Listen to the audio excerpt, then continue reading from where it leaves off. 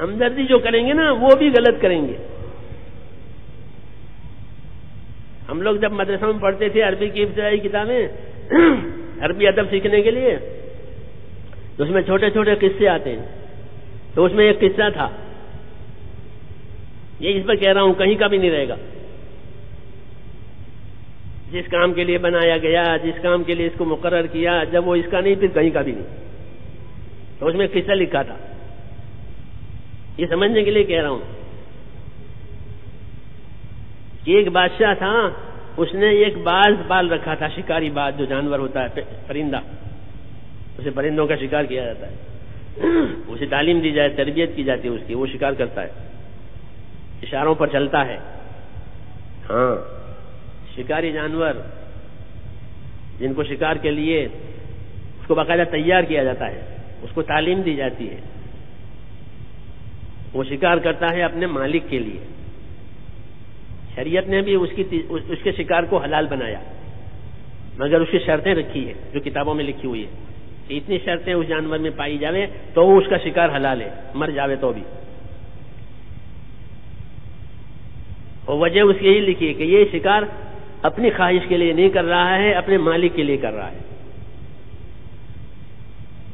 ہاں، تو خیر وہ تو کتابوں میں لکھی ہوئی بات ہے کہ کیا شرطیں ہیں.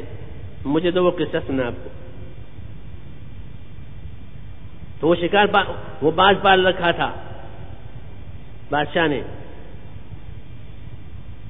شوقین تھا وہ شکار کا. ایک مرتبہ وہ باز کہیں اڑ گیا محل میں سے، اور اڑ کر کے ایک بڑھیا تھی اس کی چھپریا بجا کے بیٹھ گیا. وہ باہر نکلی بڑی بھی، دیکھا کہ ایک جانور بیٹھا ہوا ہے. چونکہ وہ مانوس تھا انسانوں سے، وہ اڑنے والا تو تھا نہیں دیکھ کر کے، تو وہ مانوس نے وہ پکڑ لیا اس کو بڑی بی نے. جب اس کو پکڑ لیا تو وہ بڑی بھی بوڑھے ہوتے ہیں جو ان میں شفقت آ جاتی ہے، دادا دادی نانا نانی اکثر یہ شفقت والے ہوتے ہیں. عمر بڑی ہو گئی تو دوسرا جذبہ پیدا ہوتا ہے شفقت کا. تو دیکھا اس کو کیا اتنا کیسا جانور ہے. پھر اس کو دیکھا تو دیکھا اس کی چونچ تو ٹیڑھی ہے اور اس کے ناخن تو بڑے بڑے ہیں اور پر بھی اس کے بڑے بڑے ہیں. تو بڑی بی کو بہت رحم آیا. ہاں کہ ارے یہ بیچارہ جانور، اس کی تو چونچ ٹیڑھی ہو گئی ہے، یہ کیسے کھاتا ہوگا دانا.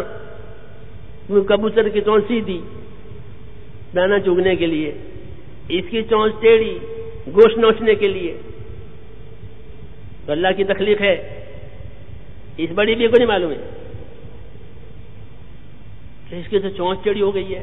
اس کے ناخن کتنے لمبے ہو گئے جو اپنے بچوں کے ناخن کاٹے،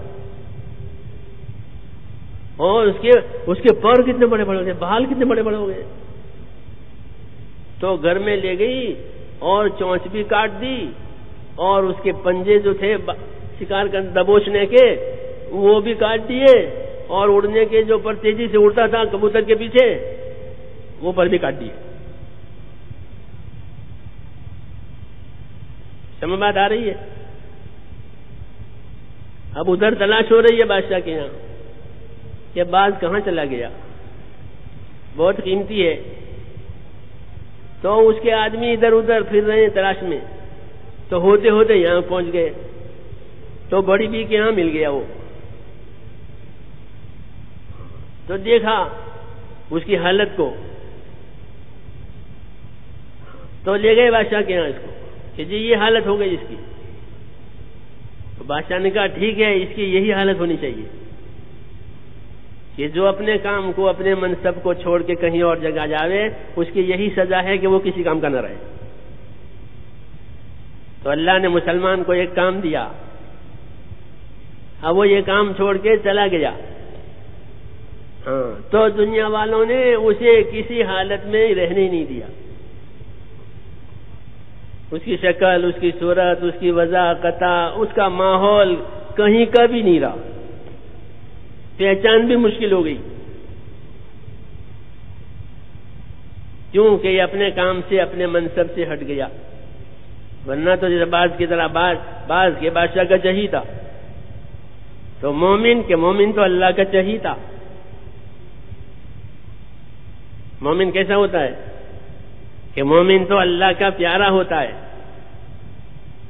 جی ہاں، کیوں کہ وہ اللہ کے حکموں کا پابند ہے، اس کے ذمہ کام ہے. اس لیے حق تعالی شانہ اس کے اعمال کو اوپر اٹھاتے ہیں. ہاں، اس کے اعمال اوپر اٹھائے جاتے ہیں. یہ قیمتی ہے بہت. اس نے عمل کیا کہ اوپر اٹھاؤ. اس نے کنکری ماری مینا میں کہ جو کنکری قبول ہوئی وہ اوپر اٹھ جائے گی، جو نہ قبول ہوئی وہ نیچے رہ جائے گی. تو اس کی تو کنکریاں بھی قبول. پرانی حدیثوں میں صحابہ نے پوچھا رسول اللہ اتنی کنکریاں وہ کہاں جاتی ہیں؟ فرمایا جو مقبول ہوتی ہے وہ اوپر اٹھا لی جاتی ہے، جو نامقبول ہوتی ہے وہاں پڑی رہتی ہے. اس سے اندازہ لگاؤ ایمان کی قیمت کا. یہ مومن جب اپنے ایمان کے تقاضوں پر چلے گا تو اس کے تو اعمال اوپر اٹھائے جائیں گے،